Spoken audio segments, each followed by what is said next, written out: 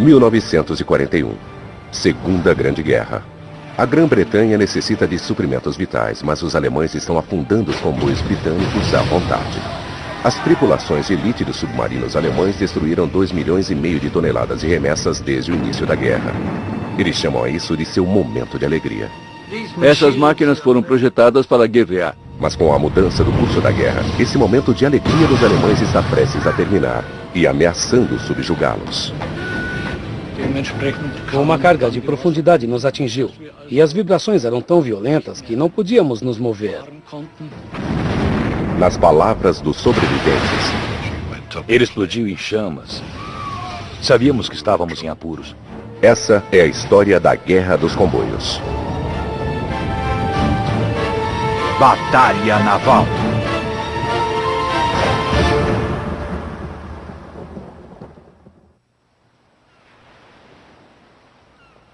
A caçada.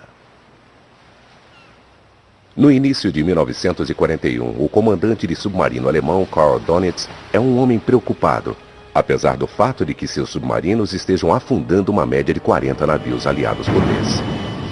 Ele calcula que precisa afundar 3 vezes mais navios do que isso, a fim de derrotar a Grã-Bretanha. Donitz planeja então uma nova ofensiva na primavera, na qual ele espera destruir os comboios. Os ataques serão liderados por alguns de seus oficiais que mais entendem de submarinos. Um dos maiores dentre esses, o legendário Günther Prien. Um mestre na arte da guerra de submarinos, Günther afundou 27 navios em 9 patrulhas. No final de fevereiro, os submarinos de Prien saíram do porto francês de Lorient em direção às rotas dos comboios no Atlântico.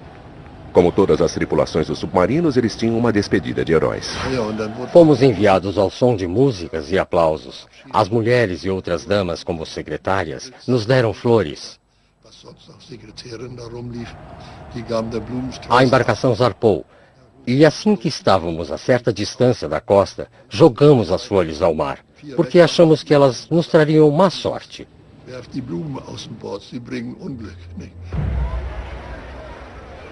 Mas para Donitz e Günther Prien, a má sorte está apenas começando. Em 6 de março, Günther avista um comboio. É o OB-293 vindo da Grã-Bretanha para o Canadá para apanhar suprimentos. É composto de 37 navios mercantes protegidos por uma escolta de 4 navios.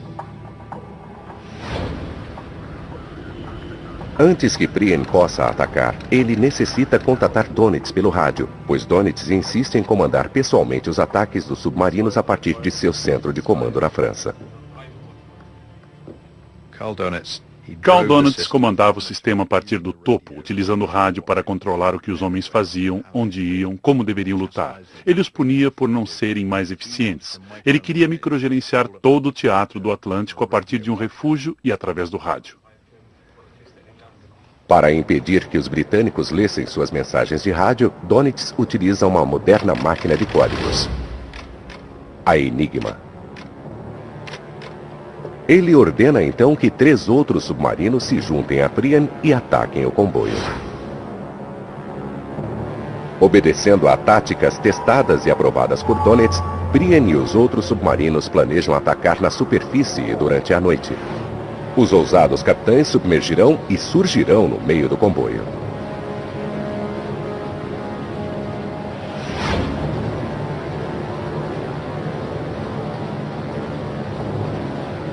Uma vez que eles estejam dentro do raio de alcance, eles atacam.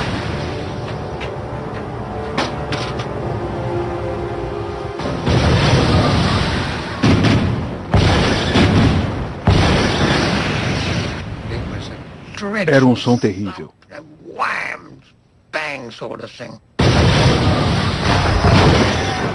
Você ouve quando o navio afunda, enquanto ele é comprimido, racha e se estilhaça.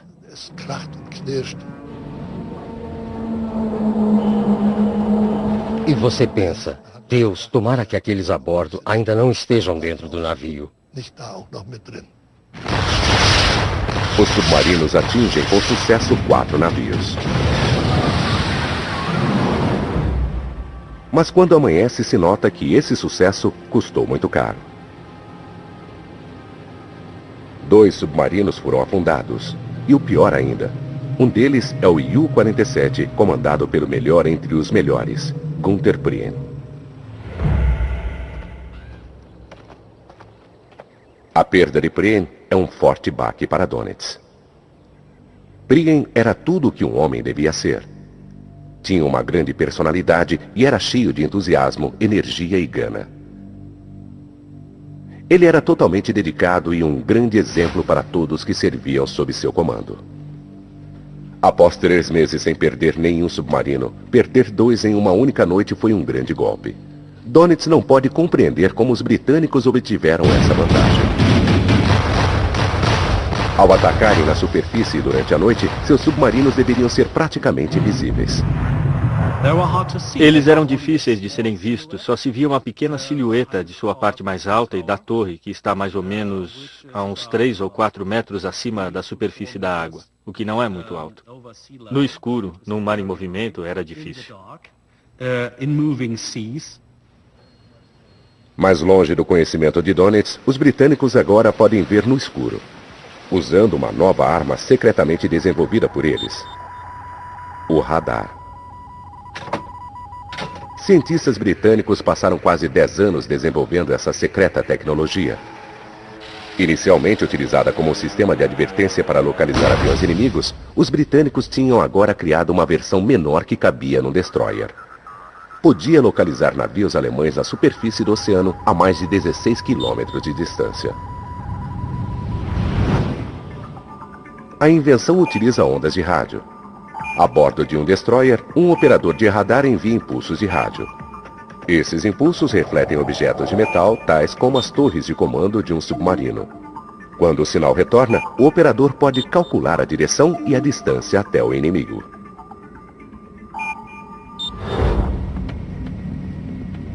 Agora, o avanço revolucionário do radar dá aos britânicos uma enorme vantagem. De repente você sabe onde o inimigo está, pode vê-lo e ele não sabe disso. Os britânicos agora têm uma vantagem completa sobre o inimigo. Eles têm uma visão noturna, uma visão eletrônica noturna, enquanto os alemães têm só binóculos. Para os britânicos, essa importante descoberta veio num momento crucial. A Grã-Bretanha é uma ilha sitiada.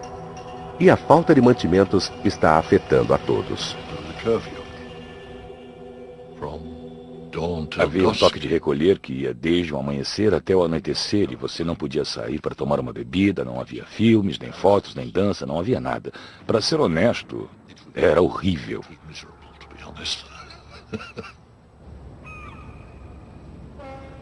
Antes da guerra, a Grã-Bretanha importava a cada ano 59 milhões de toneladas de alimentos e matéria-prima. Mas com os ataques dos submarinos alemães, essa importação foi reduzida quase que pela metade.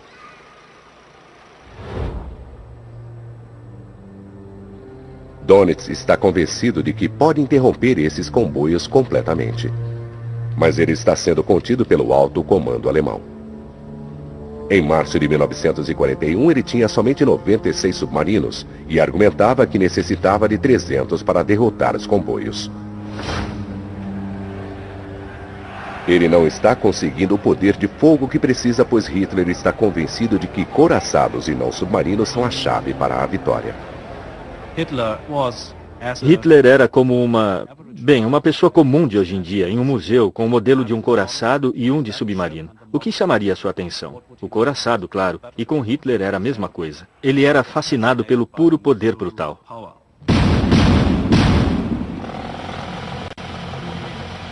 O orgulho da nova frota de Hitler está quase terminado. O Bismarck. A um preço em moeda atual equivalente a $1 bilhão, custará o valor de 35 submarinos.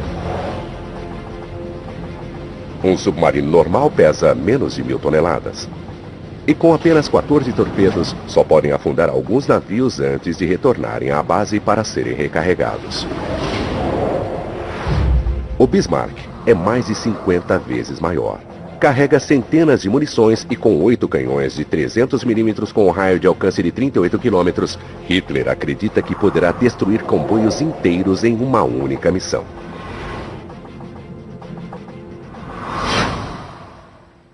No entanto, Donitz está convencido de que o dinheiro seria mais bem empregado construindo-se submarinos. Ele acredita que se tivesse um número suficiente poderia vencer a guerra contra os comboios e está prestes a ter uma chance para provar isso.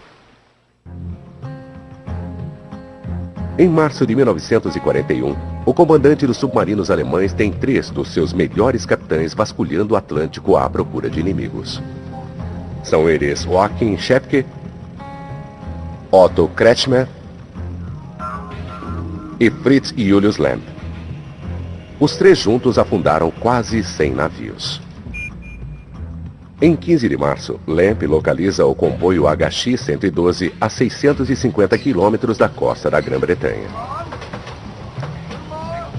Muitos dos seus 41 navios são navios-tanques, carregando gasolina, querosene e óleo cru. Qualquer navio que pertencesse ao inimigo era um bom alvo. E era um grande prêmio se você estivesse procurando por navios e encontrasse um navio-tanque. Despercebido que os britânicos estavam utilizando radares, os 3 melhores submarinos assumem suas posições para o ataque. Sob a proteção da escuridão, Kretschmer entra sem ser notado no meio do comboio. Numa impressionante demonstração do que é uma guerra de submarinos, ele afunda 5 navios em pouco mais de 1 hora.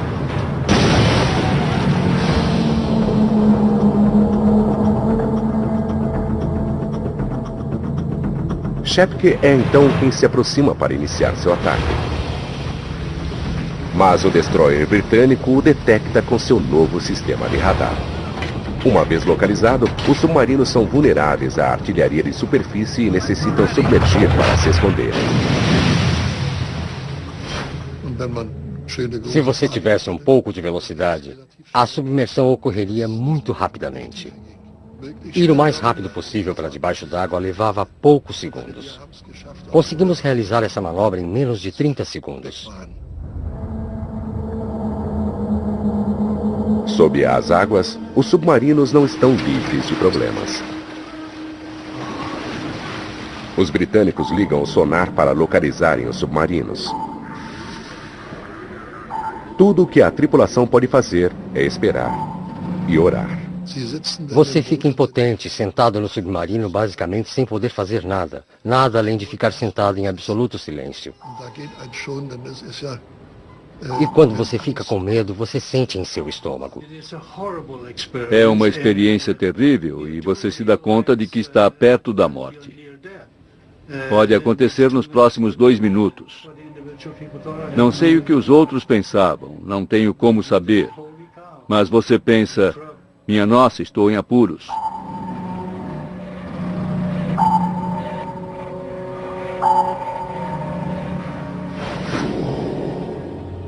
Na superfície, os destroyers britânicos lançam cargas de profundidade sobre a localização suspeita do submarino que se esconde. Cada carga contém 136 quilos de explosivos de alta potência, ajustados para detonarem debaixo d'água numa profundidade pré-estabelecida.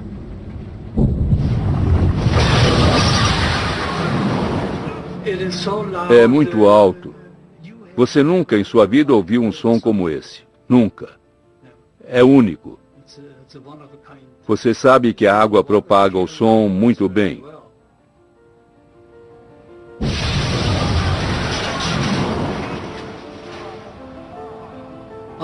Um barulho inacreditável. Inacreditável.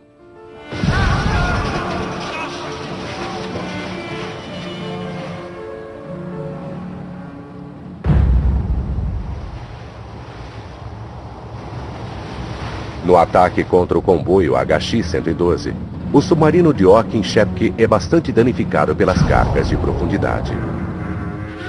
Ele não tem outra escolha a não ser bombear ar em seus tanques de lastro e subir à superfície. Ali é localizado por um destroyer britânico e é apalroado. Schepke e 37 homens de sua tripulação afundam para o leito do oceano. Agora as escoltas começam a caçar os outros submarinos. Eles rapidamente encontram Otto Kretschmer. E cargas de profundidade também danificam o submarino dele.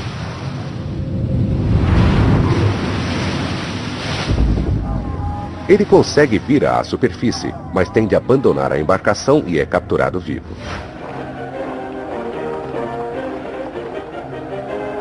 Kretschmer e sua tripulação são levados para Liverpool. A propaganda britânica tem um dia de festa. Otto Kretschmer, Joachim Chebke, Gunther Prien são as estrelas. Eles são os grandes milionários que você quer jogando no seu time. São o que há de melhor quando se fala em submarinos. E com 2 deles mortos e um capturado, a organização é decapitada. Foi um golpe violento. Em 10 dias, Donitz perdeu 3 dos seus principais especialistas em submarinos. Homens com uma grande experiência que serão difíceis de serem substituídos. Mas ele ainda reluta em acreditar que os britânicos tenham desenvolvido uma tecnologia superior à alemã. Ao invés disso, ele põe a culpa em espiões e escreve em seu diário. De algum modo, o inimigo conseguiu informação sobre onde planejamos atacar, por isso foram-me dadas ordens para que o número de pessoas a par das operações dos submarinos fosse mantida em menor número possível. A falha de Donitz em não reconhecer que o sucesso dos britânicos é devido ao radar é um erro que custará muito caro.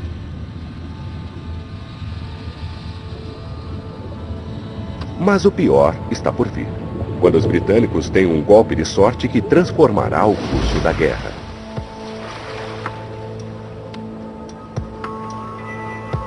Donitz perdeu 3 de seus melhores homens, mas Fritz Julius Lemp até então havia escapado da matança. Mas em 9 de maio de 1941 sua sorte acaba. Georg Rogel era o operador de rádio de Lemp.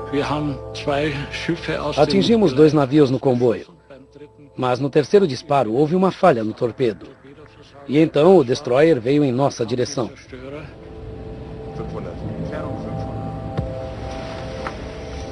David Baum estava a bordo do destroyer. Eles torpedearam 2 navios e nós imediatamente fomos à direção que achávamos que o submarino deveria estar e soltamos cargas de profundidade. Realizamos um excepcional ataque. Eu estava na sala de detecção de som e ouvi um som metálico. E falei para o outro suboficial: "Caramba, Fritz, eles nos pegaram pelo pescoço." Die haben uns am Wickel.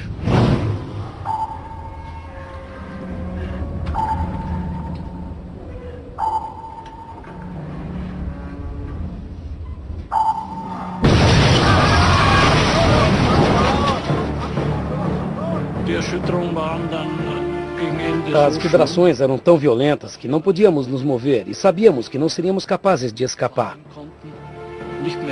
Lemp então deu a ordem para irem para a superfície.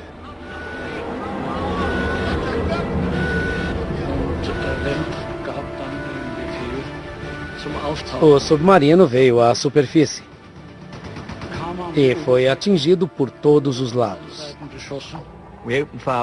Abrimos fogo por todos os lados com nossas metralhadoras e os alemães devem ter ficado apavorados e saíram rapidamente para fora do submarino.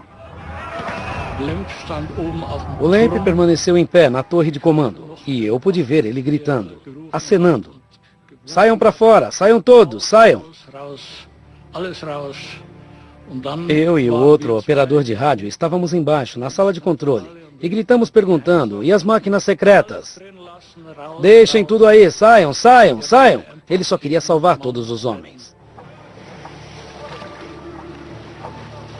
Lemp e sua tripulação abandonam a embarcação, mas para seu horror, o submarino permaneceu flutuando.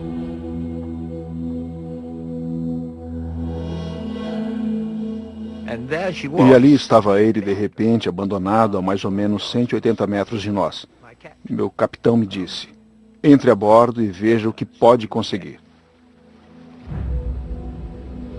E ali estava eu na sala de controle, num silêncio total, sem nenhum alemão, somente eu. Chamei então meu companheiro para descer.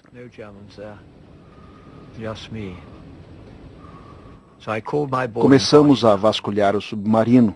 E claro, as coisas mais importantes eram todos os livros de códigos e uma máquina decifradora de códigos, a Enigma.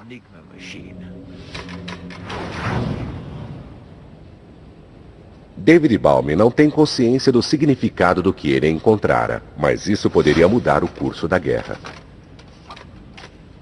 Essas máquinas Enigma eram utilizadas para codificar todas as mensagens de rádio entre Donitz e seus submarinos. O corpo do exímio Lamp nunca foi encontrado. Mas até hoje em dia, Georg Hogel acredita que ele fez tudo o que podia para evitar que a Enigma caísse nas mãos dos inimigos. Estou convencido de que ele somente queria salvar seus homens. E que realmente acreditava que o submarino iria afundar imediatamente.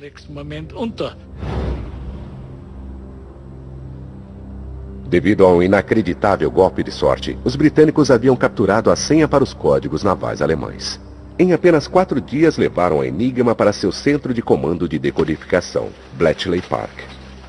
Na esperança de desvendarem todos os segredos de Donitz, algumas das mentes mais brilhantes da Grã-Bretanha começaram a trabalhar. Segundo os especialistas, os trabalhos realizados encurtaram a guerra em 2 anos, salvando muitas vidas. As mensagens decifradas são enviadas para o centro nervoso dos comboios aliados, ao comando de Western Approaches, em Liverpool.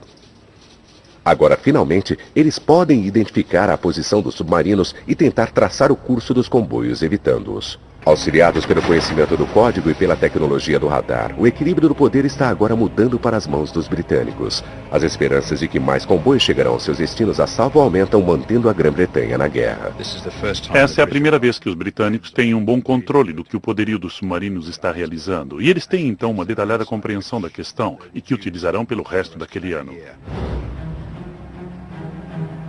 Nesse meio tempo, Donitz ainda acredita que o código do Enigma é indecifrável.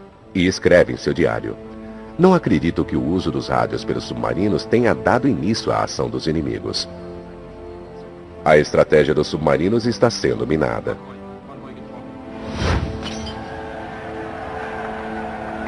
Mas Hitler está prestes a retaliar, lançando um novo superarmamento contra os comboios. Em maio de 1941, o orgulho e alegria de Hitler, o encouraçado Bismarck, está finalmente pronto para atacar os comboios britânicos e canadenses no Atlântico Norte. O Bismarck é um dos mais avançados navios de batalha até então construídos. Ele dispara projéteis de 770 quilos a 40 quilômetros. Mesmo que os britânicos sejam capazes de utilizar seus radares e o conhecimento do Enigma para encontrá-lo, os alemães acreditam que o Bismarck seja impossível de ser afundado. Quando o Bismarck deixa o Mar Báltico em 19 de maio de 1941, o comandante da frota Gunther Lütjens discursa para sua tripulação de 2.200 homens. O dia pelo qual esperamos tão ansiosamente finalmente chegou. É o momento em que podemos guiar nosso orgulhoso navio em direção ao inimigo. Em 23 de maio, o Bismarck circula ao norte da Islândia e parte em direção às rotas dos navios. Os britânicos compreendem que isso é algo que poderá arruiná-los. Tudo acabaria, o sistema em si entraria em colapso. Sem o sistema dos comboios, os britânicos não poderiam utilizar o Atlântico, e o Bismarck poderia destruir o sistema de comboios britânicos. 5 dias após terem deixado o porto, o gigante encouraçado alemão afunda o orgulho da Marinha Britânica, o HMS Hood. 1.415 marinheiros britânicos morrem. Em retaliação, Churchill concentra toda a sua marinha em uma só missão: afundar o Bismarck.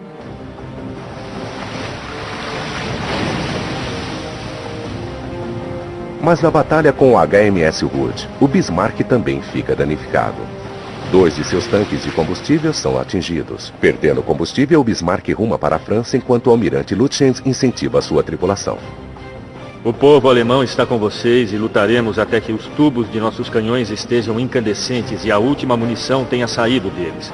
Para nós, a questão é vitória ou morte. Os britânicos procuram pelo Bismarck incessantemente e depois de 3 dias, eles finalmente o perseguem e o alcançam. Partindo do porta-aviões Ark Royal, um biplano Swordfish lança um torpedo que danifica fatalmente o leme do Bismarck. Sem dirigibilidade, o navio é agora um alvo fácil. Na batalha final, o Bismarck enfrenta 4 navios de combate britânicos. John Cannon estava servindo no cruzador HMS Dorsetshire. No dia 27 de maio, às 9 horas da manhã, saímos do meio de uma névoa com nossa artilharia preparada. Podíamos ver o Bismarck diante de nós. Quando olhei com meus binóculos, vi que ele era lindo, muito bonito. O Bismarck pode ser o mais poderoso navio de batalha do mundo, mas agora ele está completamente em desvantagem.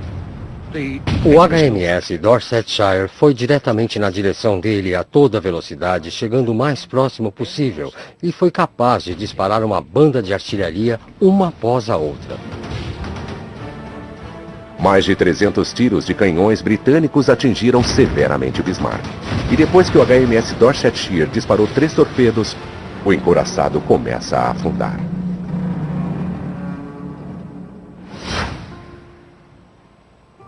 Esse filme é a última imagem conhecida do condenado encouraçado alemão.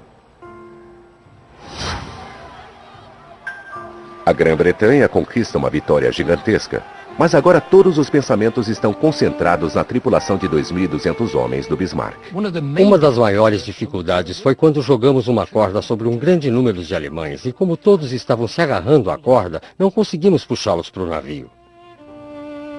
Então é relatado que um periscópio de submarino alemão fora avistado que os força a abortarem um resgate. Eles estavam sendo abandonados e se afogando. Eles eram os filhos de alguém, os maridos de alguém. E como eu digo, eram seres humanos, alemães ou não. No próximo dia, a Batalha dos Comboios pausa para um momento incrível. Um marinheiro morto alemão. Dentre os 82 que resgatamos, um estava seriamente ferido, um marinheiro chamado Luther. E nossos cirurgiões trabalharam arduamente durante toda a noite, mas ele faleceu. O corpo foi trazido para o convés, a bandeira da Alemanha foi colocada sobre ele, e todos os marinheiros alemães foram trazidos, alinhados de um lado do convés. Nós ficamos do outro lado. Sempre me lembro que um dos alemães tinha uma gaita que devia ser dele e começou a tocar a canção Eu Tinha um Amigo. Nós gostamos daquilo.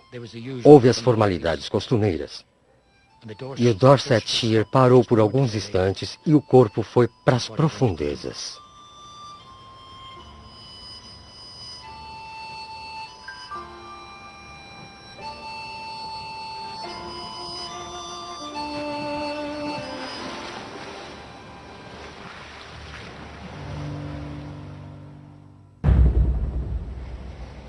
A Guerra dos Comboios acabara de mudar seu rumo de uma forma irreversível. Hitler está arrasado devido à perda do Bismarck. Ele finalmente se dá conta de que Dönitz estava certo. Alocar todo o seu poderio de fogo em um único navio de combate era arriscado demais. Hitler conclui então que é melhor dividir o risco atacando os comboios com uma frota de submarinos menores e mais baratos.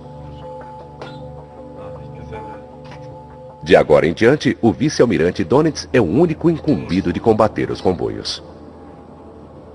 E os britânicos e canadenses estão prestes a dar-lhe uma oportunidade de ouro de recuperar a iniciativa. No verão de 1941, os aliados também estão tendo problemas. Eles têm a tecnologia de radar para caçarem os submarinos, mas não têm novos sistemas de radares suficientes para equiparem os navios de escolta canadenses. Lembre-se que os britânicos inventaram o primeiro radar centimétrico, e fazia sentido que as pessoas que o inventaram, que o aperfeiçoaram, e os que o construíram deveriam equipar seus navios com esse radar em suas próprias águas. Assim, além da falta de tecnologia para atacar os submarinos alemães, os navios de escolta canadenses também não possuem efetivo suficiente. Em 2 anos, a Marinha Canadense expandira de 6 navios capazes de combater os submarinos alemães para 70, mas ainda estavam desesperadamente em falta de tripulações treinadas. Para que algum dia os aliados possam vencer a guerra, é preciso que uma nação se una a eles na luta: a América. Os Estados Unidos têm a maior economia do mundo e o presidente Roosevelt começa agora a endurecer o seu discurso. No nation can appease the Nazi. No man can tame a tiger into a kitten by stroking it. Mas seu povo ainda não está disposto a combater Hitler. Não queremos nenhuma guerra e não teremos nenhuma guerra. Os americanos gostam de Hitler? Não. A esmagadora maioria, não. Eles veem Hitler como algo perigoso? Sim. A esmagadora maioria vê perigo nele. Sem entrar em maiores detalhes sobre a questão, o outro lado questiona se devem se juntar aos britânicos na guerra contra a Alemanha. Claro que não, é quase consenso. Com a América ainda sem desejo de entrar na guerra, a Marinha Real Canadense está fazendo o possível, mesmo que lhe faltem os novos sistemas de radar e que tenham muitas tripulações inexperientes na escolta dos comboios.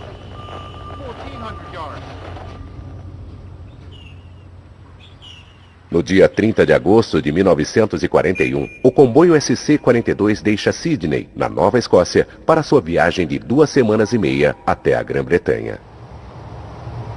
O carregamento inclui 22 mil toneladas de grãos para auxiliar nos esforços da Guerra Britânica.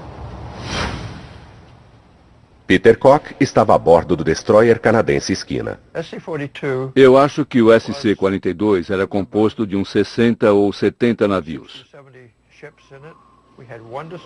Tínhamos um destroyer, o Esquina na frente do comboio e tínhamos 3 corvetas. Assim que o comboio parte, mensagens decodificadas indicam que uma matilha de submarinos está se formando. Os britânicos alertam o comboio, mas eles não conseguem mudar sua rota para longe dos submarinos devido a uma violenta tempestade no Atlântico. Eu só vi as proas sendo cobertas pelas ondas. Ted Hodgson era um aprendiz de 17 anos de idade no navio mercante Cat. Era um comboio lento. Alguns dos navios não conseguiam atingir 7 nós de velocidade, o que significava que uma vez que enfrentássemos tempo ruim, ficávamos literalmente parados.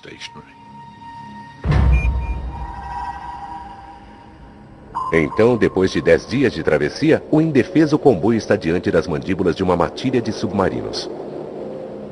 Uma enorme emboscada formada por 17 submarinos.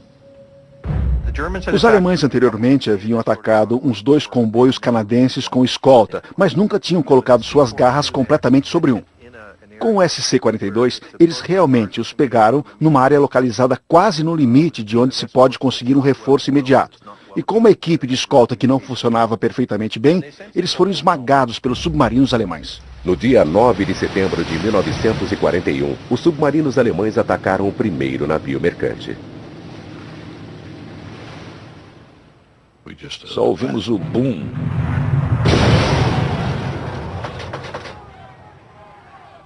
E vimos que ele estava se incendiando. Sabíamos que estávamos em apuros, pois tínhamos um navio sendo atacado de um lado do comboio. E quando os navios escoltas foram para lá, os submarinos atingiram outro navio do lado oposto do comboio. Donitz ordenou que 3 outros submarinos fossem para o local. Cheirando sangue, eles atacam. Eles tinham que seguir em frente e nós continuávamos a receber mensagens vindas da Grã-Bretanha de que havia mais e mais submarinos se reunindo. Então, eles foram ficando cada vez mais destemidos e vinham à superfície na luz do dia e submergiam, adentrando as fileiras de navios e disparavam seus torpedos e armas. Por 3 dias, os submarinos continuaram seus cruéis ataques. Eles afundaram os 15 navios e mataram mais de 200 marinheiros, quase 1/3 de toda a tripulação do comboio.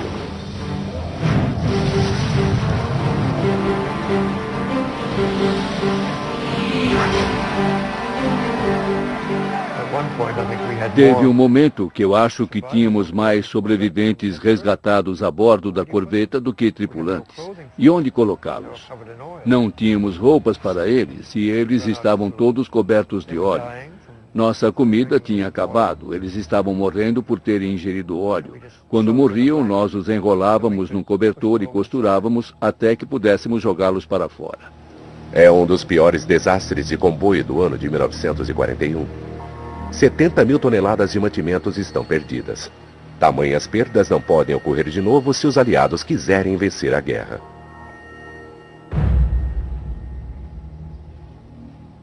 Há coisas piores por vir. Com a perda do encouraçado Bismarck, Hitler dá prioridade a Dönitz e seus submarinos. Em outubro de 1941, a frota de Dönitz aumentara para 187 submarinos. Dönitz ainda não sabe a respeito dos radares britânicos e do conhecimento do Enigma. Mas com tantos submarinos ao mar, a Alemanha tem uma poderosa vantagem na batalha contra os comboios.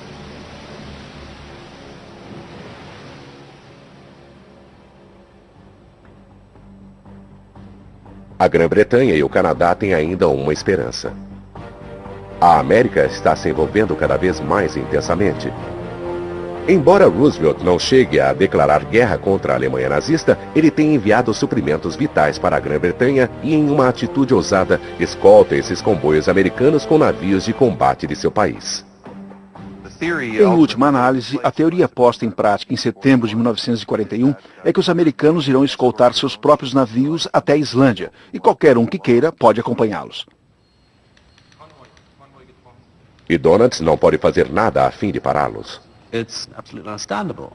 É totalmente compreensível que Dönitz esteja frustrado. E os Estados Unidos ajudaram os britânicos imensamente com suprimentos e com navios escolta, acompanhando os comboios até certo ponto.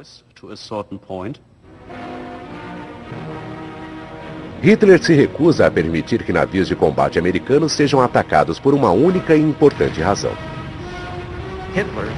Hitler estava ocupado tentando derrotar a União Soviética. A última coisa que ele precisava no verão e no outono de 1941 era ter de despender seus recursos contra os americanos.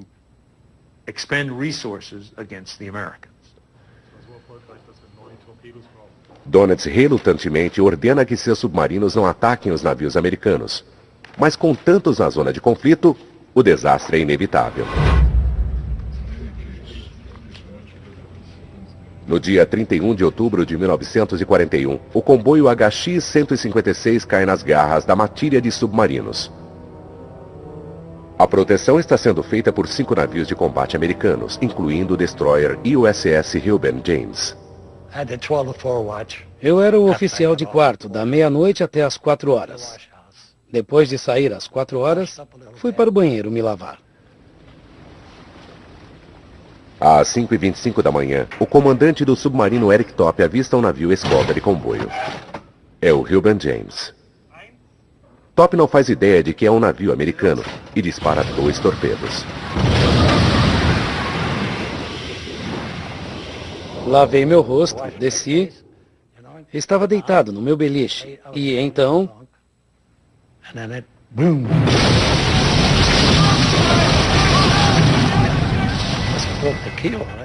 Deve ter quebrado a quilha e todos que estavam na parte da frente do navio se foram. Mas a parte de trás ficou flutuando por um tempo, talvez uns 15, 20 minutos.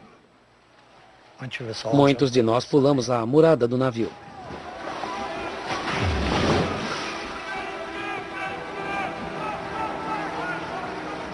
O Reuben James afunda matando 115 marinheiros americanos.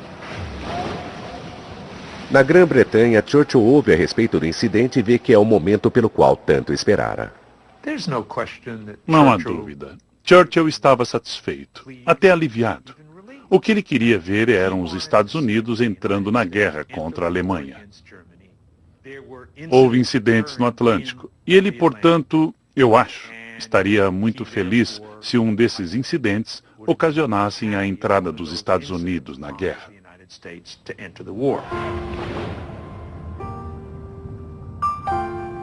E ainda assim, Roosevelt faz algo totalmente inesperado. Nada. Parecia que nada faria a América entrar na guerra. Enquanto os aliados tinham decifrado o enigma alemão e os sistemas de radares para guiarem os comboios livres dos ataques dos submarinos nazistas, Dönitz tinha 200 submarinos.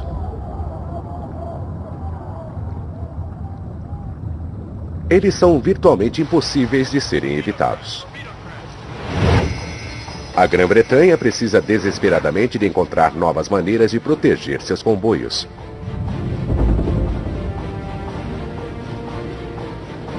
Por isso ressuscitam uma tática antiga de tirar partido do calcanhar de Aquiles dos submarinos alemães.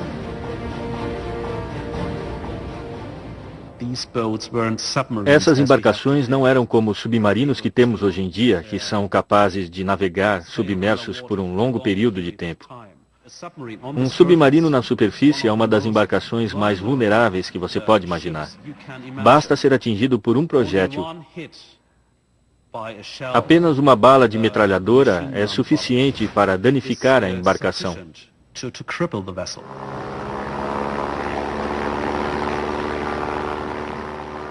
Como os britânicos sabem que os submarinos são mais vulneráveis quando atacados por aviões, tentam explorar essa fraqueza no início da guerra.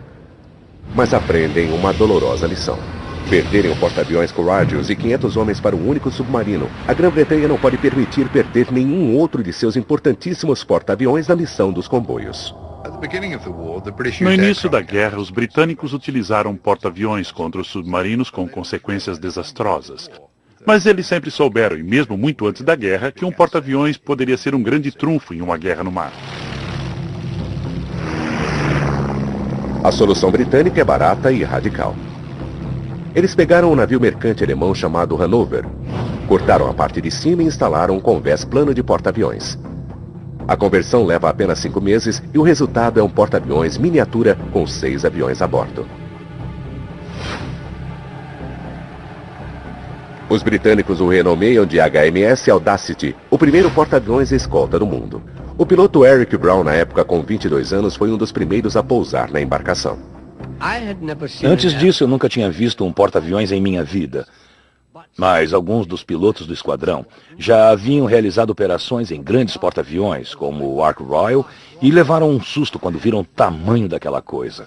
Porque, na realidade, quando nos aproximamos para aterrissar pelas primeiras vezes, aquilo me parecia uma caixa de fósforo flutuante. Pousar numa pista de 140 metros representa para os pilotos um desafio enorme, mas esses aviões são um perigo real para os submarinos.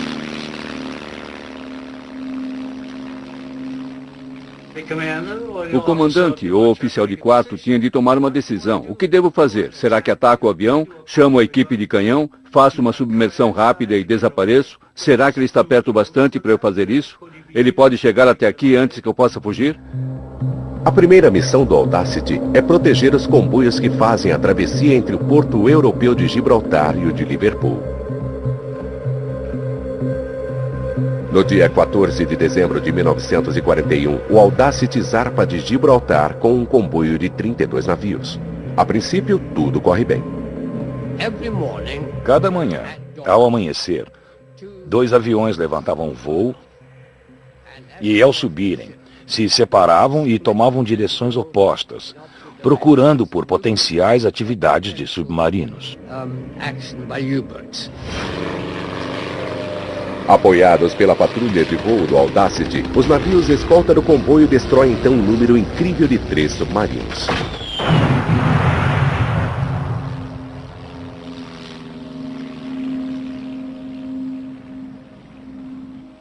Mas então, passados 8 dias da travessia, um submarino avista o Audacity.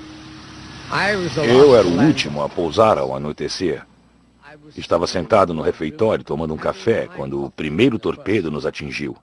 Acertou a popa e arrancou o leme fora. Eles dispararam mais 2 torpedos. E a proa foi pelos ares. Foi destruída completamente. Eu desci por uma escada, 2 pavimentos. E vi que não poderia ir mais longe do que isso. Eu pulei de lá e o porta-aviões afundou rapidamente depois disso.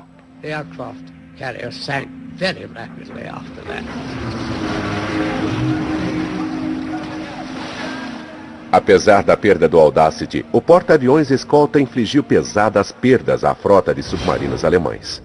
Fato que não passou despercebido para o comandante dos submarinos, Carl Donitz, e escreve em seu diário: O resultado não foi bom. O Audacity foi afundado pelo U-751, mas apenas 2 navios do comboio foram destruídos contra a perda de 5 submarinos. Essa é a resposta. Levar suas aeronaves táticas para o mar num pequeno e sacrificável pacote.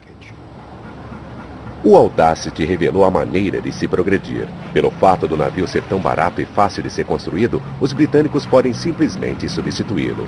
Eles então começam a construir mais porta-aviões descartáveis a fim de proteger os comboios.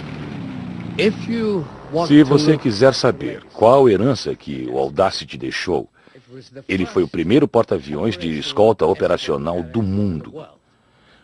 Portanto, estrategicamente, ele transformou toda a face da batalha aérea naval.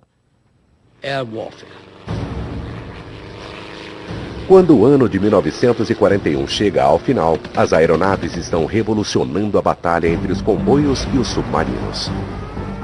Mas a 11 mil quilômetros dali, do outro lado do mundo, um acontecimento mais importante ainda acaba de ocorrer. Algo que transformará o Atlântico Norte para sempre. No dia 7 de dezembro de 1941, os japoneses bombardeiam Pearl Harbor. 4 dias mais tarde, Adolf Hitler declara guerra contra os Estados Unidos.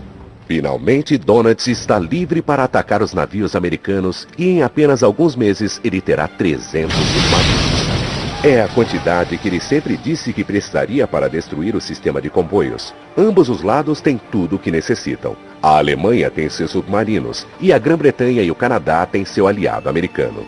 A guerra dos comboios está pronta para envolver a costa leste americana e Carl Donitz está prestes a ensinar à Marinha Americana uma dolorosa lição na arte das batalhas de submarinos. Versão Marshmallow São Paulo.